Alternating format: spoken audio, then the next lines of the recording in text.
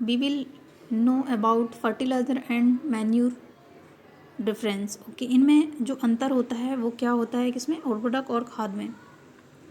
तो let's know about fertilisers and manure. You can see of this table. Okay, so one side fertilizers and this side manure. Fertilizers is made when organic salt and manure is a natural substance obtained by the decomposition. It means जो खाद होती है ये कहाँ बनती है, ये naturally होती है। और नेचुरली मोस्टली जो भी चीज़ें होती हैं बहुत ही इनके एडवांटेज होते हैं कंपेरिजन टू डिसएडवांटेज। ओके, इसीलिए जो मैन्यूर होती है वो क्या होती है, पशुओं, जहाँ गाय भैंस बकरी पालतू जितने पशु होते हैं जहाँ वो रहते हैं उनकी पशुशाला होती है, उनके वेस्ट मटेरियल से रेडी की जाती है।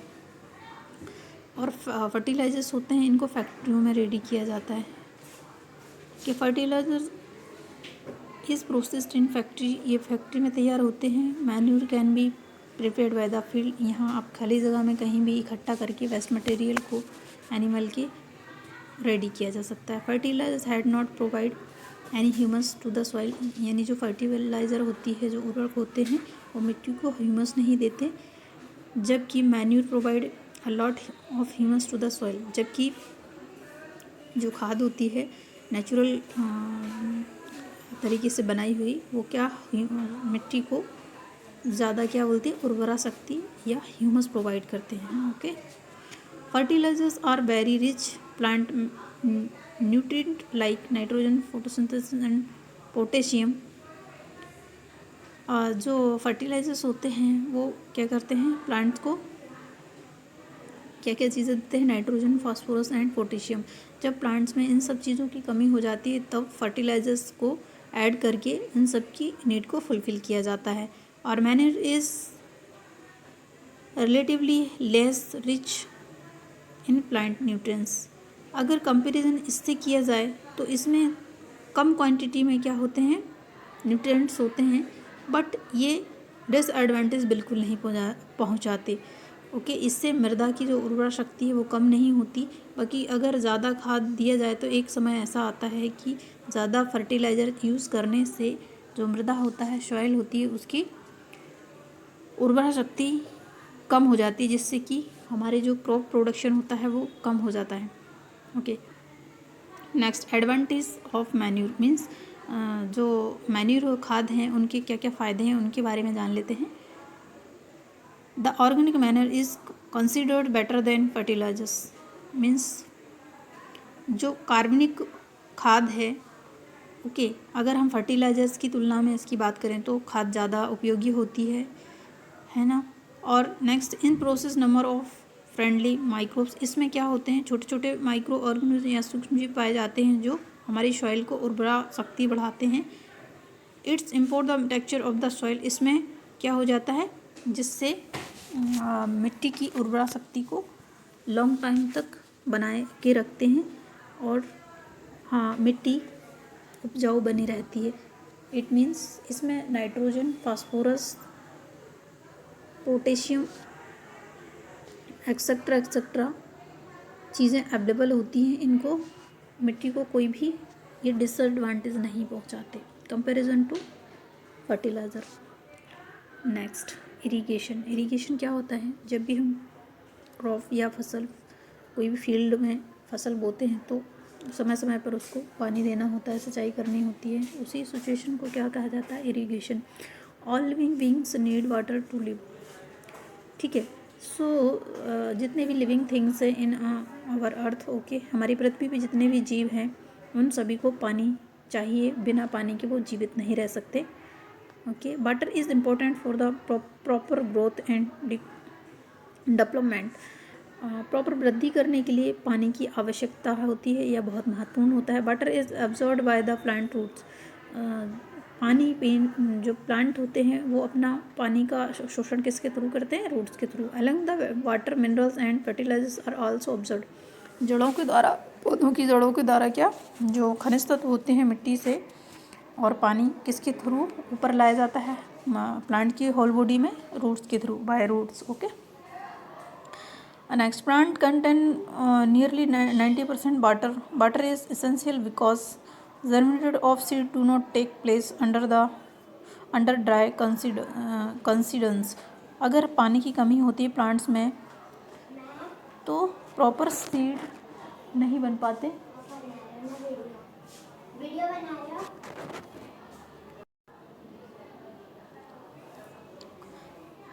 प्लांट्स के लिए 90% वाटर की ज़रूरत होती है. अगर प्लांट इनसफिशिएंट रहता है, वाटर इनसफिशिएंट रहता है प्लांट्स की रूट्स में या फिर जहाँ पे फसल उगाई गई है क्रॉप फील्ड में, तो क्या होता है, प्रॉपर तरीके से फूड जनरेट नहीं होते, क्योंकि ड्राइनेस में कभी भी जो फूड होंगे वो कैसे नहीं होंगे, डेवलप नहीं होंगे. Nutrition developed in water are transport to each part of the plant, क्योंकि जड़ों के द्वारा पौधों के प्रत्येक भाग में पानी को भेजा जाता है. Water also protect the crop from both forest and hot air current. पानी के थ्रू वाटर होता है उससे प्लांट्स का या क्रॉप फील्ड का जो टेम्परेचर होता है वो मेंटेन रहता है और उससे उनकी प्लांट्स की सुरक्षा रहती है, फसल की सुरक्षा रहती है.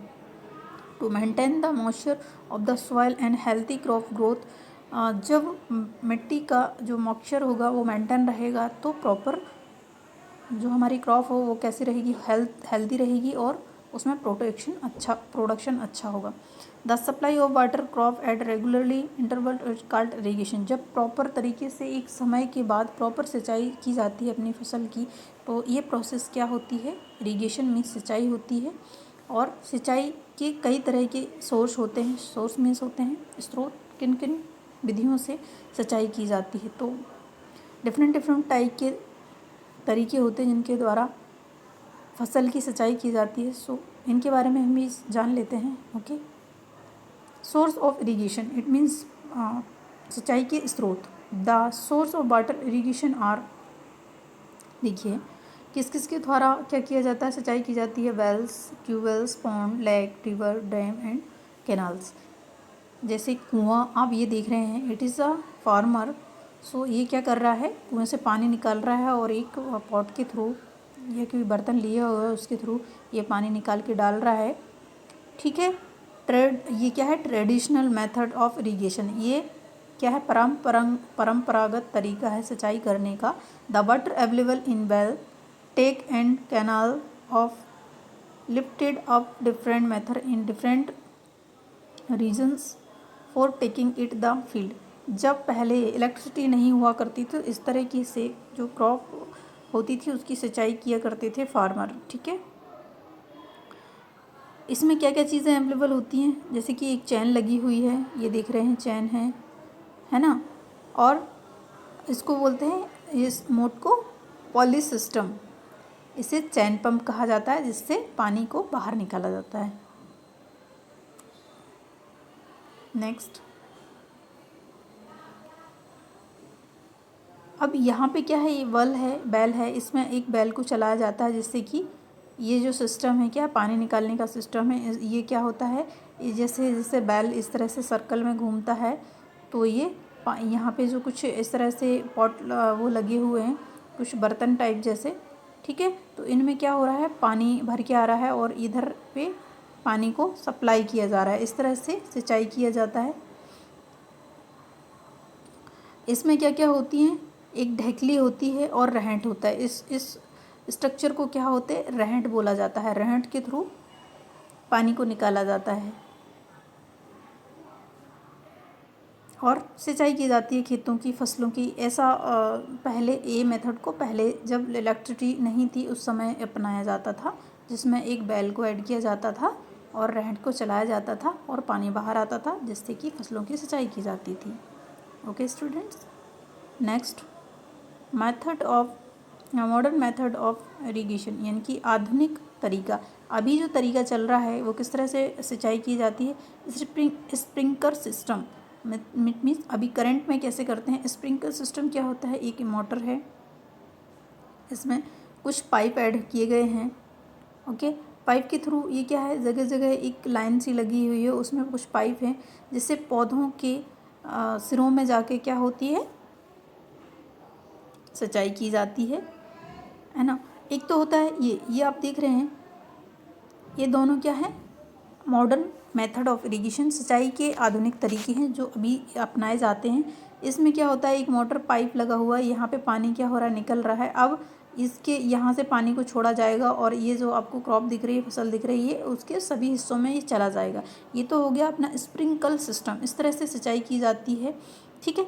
अब आते हैं सेकंड थिंग, 1.5 डायग्राम में आप देख रहे हैं, you can see of this, okay. So इसमें इसको बोलते हैं ड्रिप लाइन, यानी कि बूंद बूंद टपक के सिंचाई होती है। इसमें कम पानी यूज़ होता है और पानी का क्या हो जाता है, बहुत अच्छे से इसका उपयोग होता है। जैसे कि आप देख रहे हैं जगह जगह ये पाइप लगाए गए हैं, ये देखिए, ये इसको बोलता है ड्रिप लाइन। अब जैसे ही यहाँ से मोटर को स्टार्ट किया जाएगा, पानी को चलाया जाएगा, तो बूंद बूंद करके जो प्लांट है उनकी रूट्स में वाटर चला जाएगा, जिससे कि जड़ें अच्छे से वाटर का एब्जॉर्प्शन करती हैं, जिससे क्या होता है, पानी की कमी, कम पानी और उसको फसल को ज़्यादा बेनिफिट होते हैं, okay. Next, protection from weeds. Protection यानी कि खरपतवार से फसल की सुरक्षा कैसे की जाती है, वो भी करना होता है। जब सिंचाई हो जाती है तो कुछ खरपतवार होते हैं जो फसल को नुकसान पहुंचाते हैं, तो उनके लिए कुछ प्रोटेक्ट करने के लिए फसल को कुछ क्या किए जाते हैं, कुछ चीज़ें यूज़ की जाती हैं, कुछ केमिकल रसायन का यूज़ किया जाता है, ठीक है। जैसे कि in a field many other undesirable plant में grow naturally along with the crop. कुछ ऐसे फसल होते हैं, फसल के अंदर कुछ ऐसे प्लांट होते हैं जिनकी ज़रूरत नहीं होती है, ठीक है, और बिना आवश्यकता के प्लांट उगे आते हैं नेचुरली तरीके से।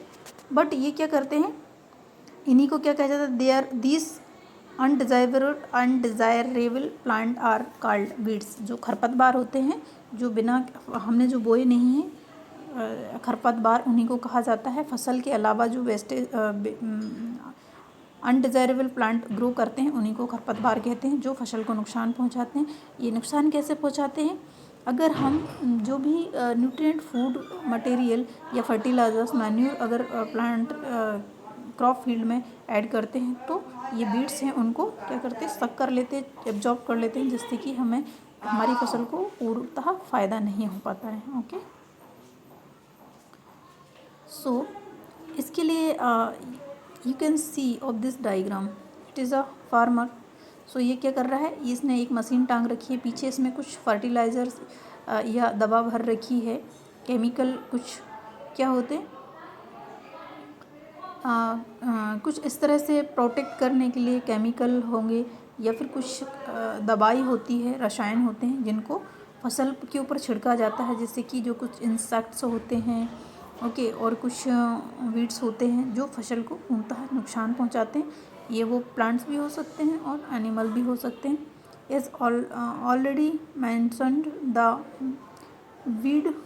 weedicides are spread during the vegetative growth of weeds before flowering and seeds formation. जब फसल के क्या होता है, फूल नहीं आते, फल नहीं आते, उससे पहले ये नुकसान को पहुंचाते हैं। अगर ऐसा होता है तो जो क्रॉप प्रोडक्शन है वो उनमें कमी आ जाती है, प्लांट पूरी तरह से हेल्दी नहीं हो पाते और फसल का उत्पादन कम हो जाता है। नेक्स्ट, हार्वेस्टिंग मीन्स होता है जब फसल को क्या किया जाता है, सिंचाई कर दी जाती है, उनको बीड से सुरक्षित कर दिया जाता है, खरपतवार से। उसके बाद फसल बड़ी हो जाती है तो पक जाती है, जब पूरी तरह से रैपिंग हो जाती है फसल की, तो फिर क्या किया जाता है, हार्वेस्टिंग मीन्स होती है फसलों की कटाई, okay. Harvesting of a crop is an important task. ये बहुत महत्वपूर्ण टास्क होता है। The cutting of crop after the it's mature is called harvesting. जब फसल पूरी तरह से मैच्योर हो जाती है, पक जाती है, फिर उसकी कटाई की जाती है। Crop are pulled out of cut close the of the ground, मतलब जो भी जितने खेत में हमने फसल को उगाई गई है उसको वहाँ से काट के इकट्ठा किया जाता है एक जगह। उसके बाद उस फसल की क्या की जाती है, थ्रेशिंग की जाती है। Means threshing it is a combine. Combine क्या होता है? एक ऐसी मशीन होती है जिससे काटी गई हार्वेस्टेड क्रॉप या कटी हुई फसल को, उसमें से जो भी सीरियल्स अनाज होते हैं जो भी हमने ग्रो किया है उसको इसमें से ये क्या कर देता है, अनाज को बाहर निकाल देता है और वो जो वेस्ट मटेरियल है यानी कि भूसा उसको अलग निकाल देता है। इसमें ये ट्रैक्टर के थ्रू भी की जा सकती है, जो कैमन एक अभी आप ये देख रहे हैं इसके थ्रू भी डायरेक्टली भी खेत में जाके ये कर देता है। इसमें डिफरेंट टाइप के आइडियाज़ होते हैं थ्रेशिंग करने के। ओके, आफ्टर थ्रेशिंग क्या किया जाता है?